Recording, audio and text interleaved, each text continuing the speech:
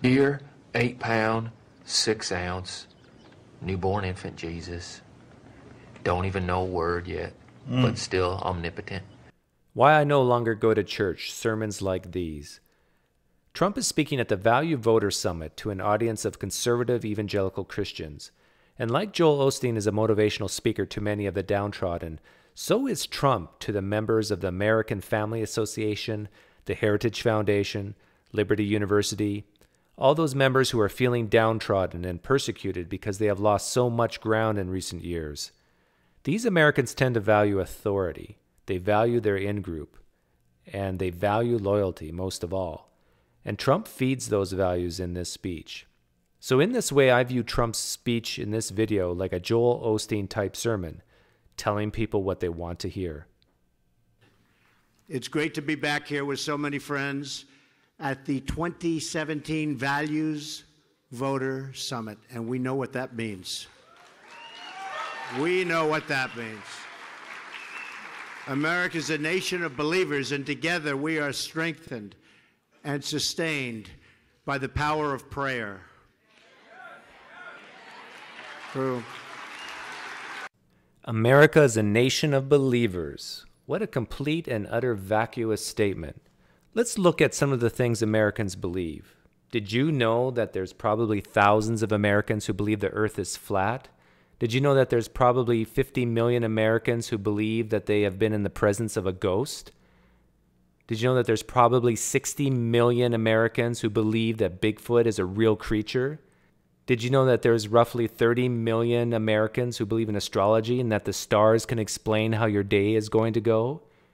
Did you know that there's approximately 6 million Americans who are Mormons and believe that God does not reside in heaven but actually resides on a planet located close to the star Kolob, and that certain underwear can protect you from the evils of the world?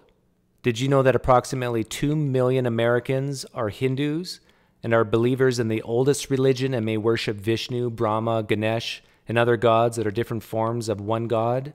Did you know that upwards to 3 million Americans are Muslims and believe that the angel Gabriel spoke to Muhammad the very words of God or Allah, and that Muhammad flew to the heavens on a winged beast?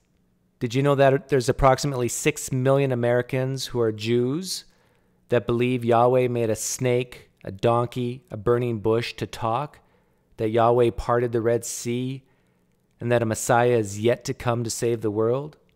Did you know that there's approximately 2 million Americans who are Buddhist and believe that you have to be reincarnated many times to reach enlightenment, or that Buddha went to outer space to teach the angels?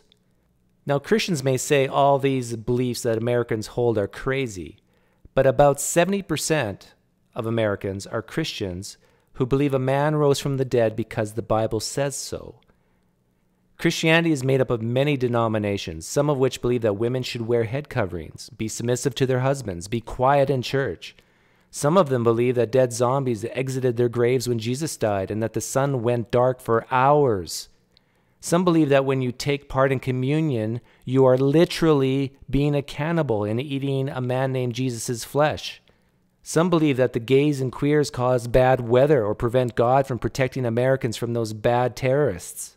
America is a nation of believers, and together we are strengthened and sustained by the power of prayer. So yes, we are a nation of believers, but can we be honest enough to admit that we are a nation that believes many, many crazy things? And Pastor Trump, when a Hindu prays to Vishnu or Ganesh, or when a Muslim prays to Allah, would you say this is a form of prayer that sustains and strengthens America? Or does only praying to a certain God sustain and strengthen America?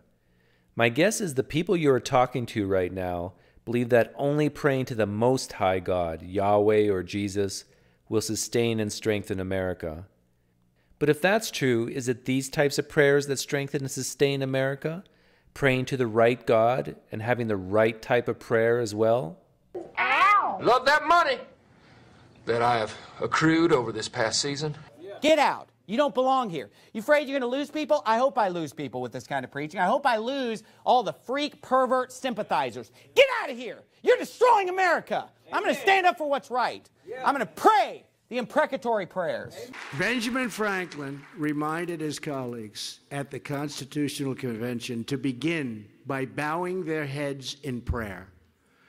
Religious liberty is enshrined in the very First Amendment of the Bill of Rights, and we all pledge allegiance to very, very beautifully, one nation under God. This is America's heritage, a country that never forgets that we are all, every one of us, made by the same God in heaven. Made by the same God? Is Yahweh the same God as Jesus? Is the same God as Allah? As the same God as the various Hindu gods? If you're a Christian and you believe Jesus is divine, then you don't believe the same God created all Americans, as do the Jews, Muslims, and Hindus. Many Jews and Muslims consider Christians idolaters for worshiping Jesus as God.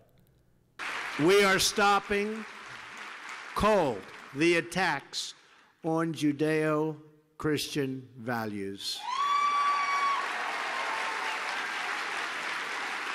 What exactly are Judeo-Christian values? Is the value of life only a Judeo-Christian value? How about the value of family? How about working hard? Do you really think these values are only found among Jews and Christians and that they even started these values? I have a question for Pastor Trump and the value voters. Would you be willing to change the phrase Judeo-Christian values to Judeo-Christian Muslim values? Or even Judeo-Christian Muslim Hindu agnostic atheist values, if you learned that the majority share the same values of life, family, and working hard? And something I said so much during the last 2 years, but I'll say it again as we approach the end of the year. You know, we're getting near that beautiful Christmas season that people don't talk about anymore. They don't use the word Christmas because it's not politically correct. You go to department stores and they'll say Happy New Year and they'll say other things and it'll be red, they'll have it painted, but they don't say, well, guess what? We're saying Merry Christmas again.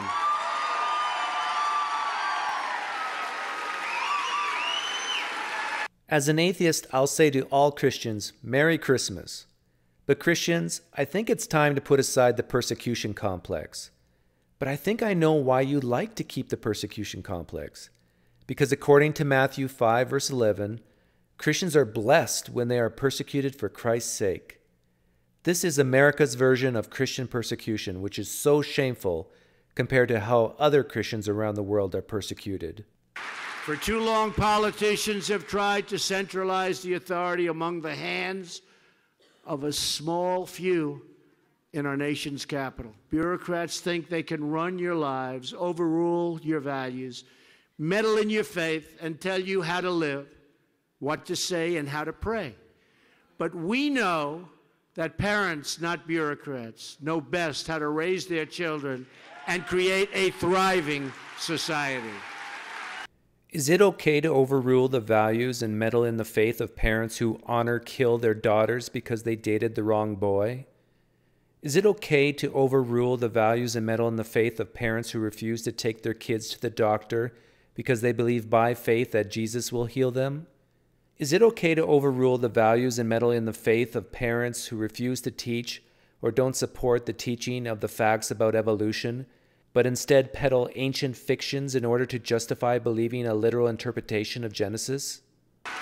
Inspired by that conviction, we are returning moral clarity to our view of the world and the many grave challenges we face. Returning moral clarity to our view of the world? If we were to define morality in terms of how we treat our fellow humans, the United States has become more moral since inception.